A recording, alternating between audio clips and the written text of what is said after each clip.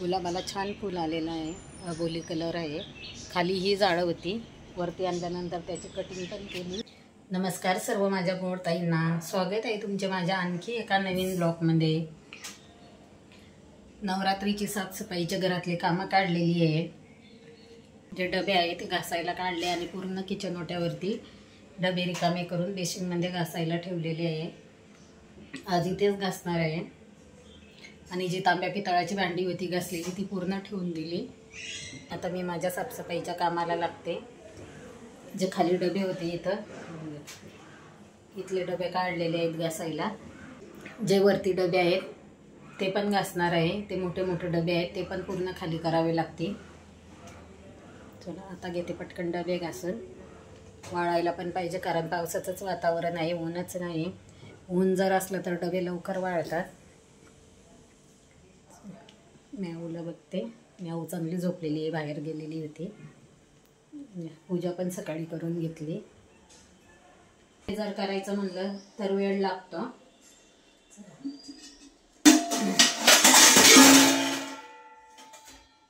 बाहेर भाजीवरती ठेवते।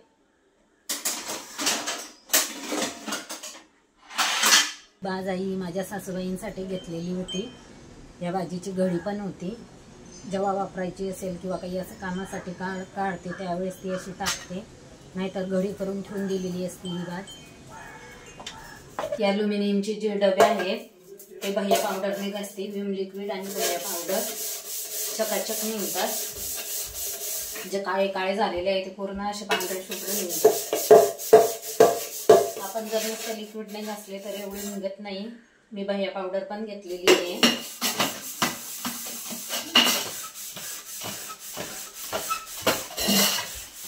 दिसायला ते आपल्याला चांगले दिसतात, पण हातात घेतला की डबा चिकट लागला की तो घाण झालेला असतो। असे डबे जर चिकट लागले तर मी असे रोज वापरताना पण एक एक जो घाण झालेला असतो तो एक एक डबा घासून घेते। वाढल्यानंतर छान दिसेल। भांडी धुताना मी खाली घमेलं ठेवलेलं असतं, पण त्या घमेल्यामध्ये सामान काढलेलं आहे त्यामुळे ते घमेलं आता नाही आहे। असं जर घमेलं खाली घेतलं तर पाणी कमी लागतं आणि ती मला सवयच झालेली आहे घमेली ठेवायची बेसिनमध्ये। पण ते 2-4 दिवस झाले त्यामध्ये सामान आहे दुसरं।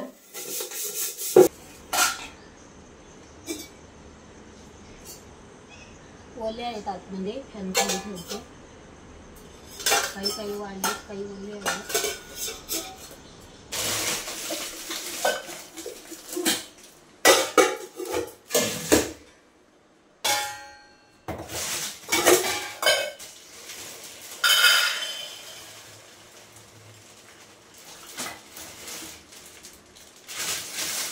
वापरायसाठी साखर आणि शेंगदाणे करून घेतले।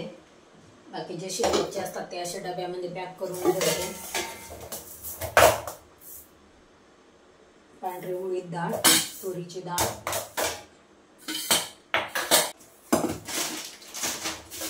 उन्हाळ्यामध्ये मी असा कांदा कापून उन्हामध्ये वाळवून ठेवते। वाळलेला कांदा आहे। कांदा मसाल्यासाठी आपण हा कांदा वापरतो किंवा मग बिर्याणीसाठी पण तळून बिर्याणीवरती टाकायला असा कांदा मी वाळवून ठेवत असते। आणि या मिस्टरांनी विकत आणलेल्या कोरड्या होत्या, ओळ्या झालेल्या आहेत, त्यात टाकून देणार आहे कारण खूप कोरड्या पापड तर मला माझी बहीणच देत असते आणि बिबड्या।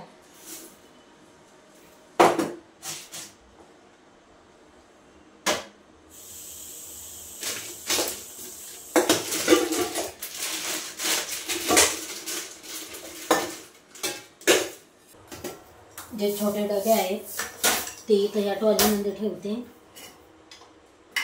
तुरीची डाळ, शेंगदाणे, साखर, मिरची पावडरचं पण माझं इथंच असतं, एक वर असतं आणि खाली असतं।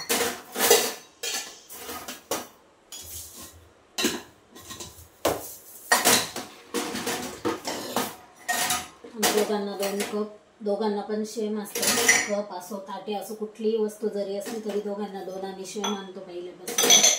आता 1-2 वर्ष झाले सोडून दिलेलं आहे,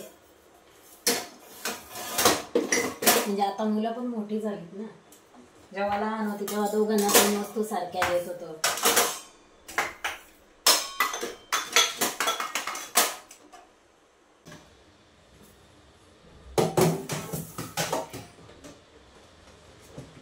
मी त्या डब्यावरतीच अशी बाउल पण ठेवून देते.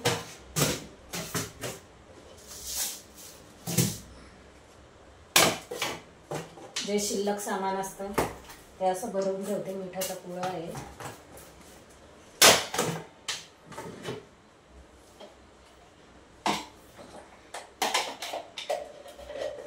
इथं असं खूप पसारा वाटतं, पण जागा नाही, त्यामुळे मी असं एकावर एक ठेवते. जे मिक्सरचे भांडे असतात ते पण माझे इथंच असतात. छोट्या मिक्सरचे, मोठ्या मिक्सरचे असे एकावर घालून ठेवते.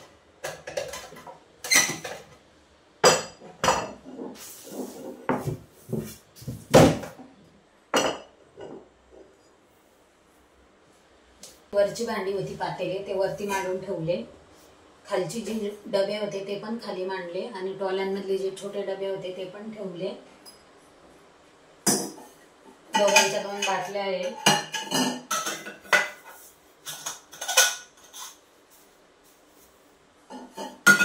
एक सारख्या नाही घेतलेल्या, कारण दोघांची भांडणं व्हायची पहिले, त्यासाठी.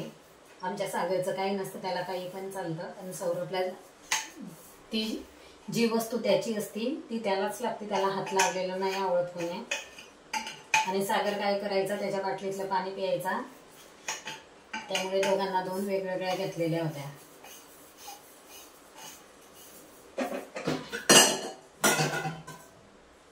आणि हे जे भांडं आहे हे आम्ही ज्या वेळेस काशीला गेलो होतो त्यावेळेस काशीवरून आणलेलं आहे मी.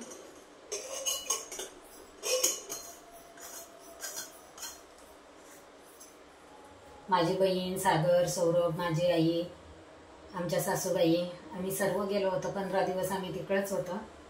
तेव्हा मी हे बरेच भांडे मी तिथून घेतलेली. जी देवघरामध्ये वाटी अन्नपूर्णा ठेवते मी, त्या वाटीमध्ये ती वाटी पण मी काशीवरूनच आणलेली आहे. दिवाबत्तीचा टाइम झालेला आहे, 7 वाजले. दिवा अगरबत्ती करून घेते आणि खालून पाण्याची बाटली पण आणायची आहे. पिण्यासाठी पाणी संपलेलं आहे, हांड्यामधलं पाणी पण घेऊन येते. दिवा लावते आणि पाण्याची बाटली आणते खालून. विचार केला कळण्याची भाकर आणि टोमॅटोचा ठेचा बनवते. बघायला गेले तर एकाच भाकरीचं पीठ निघालं. आता पटकन दळण करते आणि दळण टाकते. त्यावेळेस आपण भाकर बनवतो त्यावेळेस मीठ टाकायचं. यात पण आपण टाकू शकतो जाळं मीठ, पण मी टाकत नाही.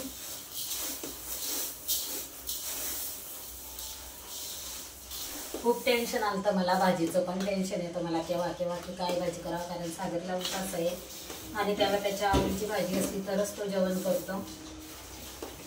तोच काय सगळ्याच मुलांचं कसं असतं, जर आवडीचं असलं तर पोट भरून जेवतात, नाही तर नाही जेवत, असं होतं.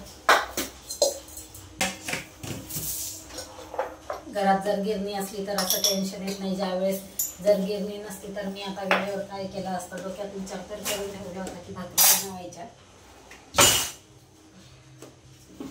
आणि या टिंबामध्ये आहे ज्वारी, एवढीच राहिली संपलेली आहे. लिंबाचे पानं पण टाकून ठेवलेले आहे. गव्हामध्ये पण मी असंच टाकते, तुम्हाला परवाच सांगितलेलं आहे.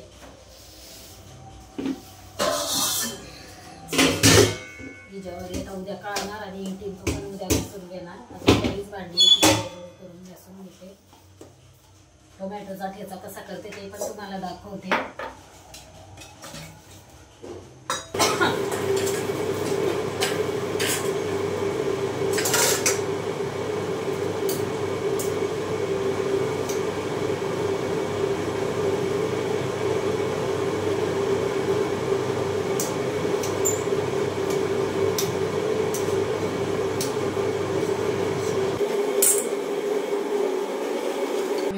तेलामध्ये परतले.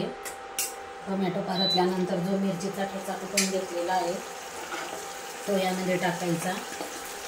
लसूण, मीठ आणि मिरच्या तेलामध्ये भाजून घेतलेल्या होत्या. लसूण जास्त टाकायचा आणि वरून छान अशी हिरवीगार धुवून घेतलेली, बारीक करून घेतलेली कोथिंबीर.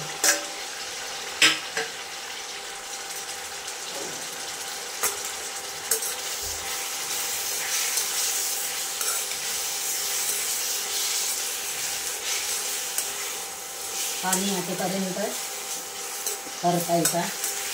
तेल सुटलं की सगळी बंद करते. पहिले पण दाखवलेला आहे मी टोमॅटोचा ठेचा आणि भाकर. चपातीसोबत खायला पण छान लागतो असा ठेचा. जर भाजीला काही नसेल तर आपण असा ठेचा पण बनवून खाऊ शकतो चपातीसोबत किंवा ज्वारीच्या भाकरीसोबत, बाजरीच्या भाकरीसोबत. थोडं जाळच पीठ लागतं याला. जाळ पिठाच्या भाकरी छान येतात. दळून झाले काही गिरणीची पिन काढते आणि गिरणी ठेवून देते. पिठाचा डबा आतमध्ये उचलून घेते.